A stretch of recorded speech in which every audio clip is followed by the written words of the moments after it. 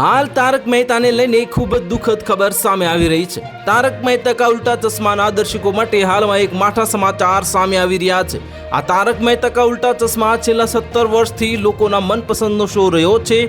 તેના દરેક પાત્ર આજે અનેક લોકોના મન પર છવાઈ ગયા છે અને સોશિયલ મીડિયા પર જે આ શોનું મજબૂત ફેન ફ્લોઈંગ છે। આ દર્શકો દરેક પાત્ર સાથે ખૂબ જ જોડાયેલા છે, પછી ભલે તે જેઠાલાલ ભેડે વચ્ચેની મજાક હોય કે પોપટલાલ હોય કે પછી અન્ય કોઈ પણ હોય।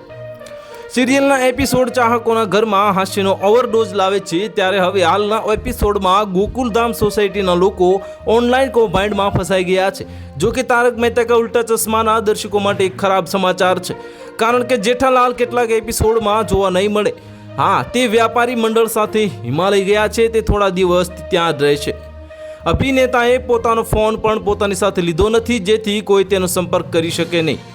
અને દરમિયાન જેઠાલાલે પૈસો કી બારિશ એપ પર 15 લાખ રૂપિયાનું રોકાણ પણ કર્યું છે અને જે હવે ડૂબી ગયું છે।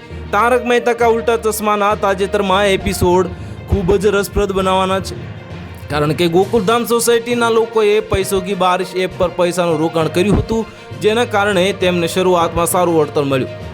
જો કે પછીથી એક સ્કીમ કહેવામાં આવી જેમાં પૈસા એક સાથે બમણા થઈ જશે। ભીડેથી લઈને તારક સુધી સોઢી, અય્યર અને અબ્દુલે તેના પર લાખો રૂપિયાનું રોકાણ કર્યું। જો કે બીજા દિવસે બધાએ એપ ખોલી ત્યારે તે ગાયબ થઈ ગઈ અને લાખો રૂપિયાની છેતરપિંડી થઈ ગઈ છે। આ ઘટના બાદ સોસાયટીના લોકો ચાલુ પાંડે પૈસે જે પહોંચ્યા છે અને તેમને આખી વાત જણાવી હતી। તો હાલ માટે આટલું જ, મળીશું નવી અપડેટ સાથે। જો તમને અમારા વિડીયો પસંદ આવતા હોય તો વિડીયોને લાઇક કરી દેજો, ચેનલને સબસ્ક્રાઇબ કરી બાજુમાં આવેલા બેલ આઇકનને દબાવી દો, જેથી તમને આવા સમાચારની અપડેટ મળતી રહે।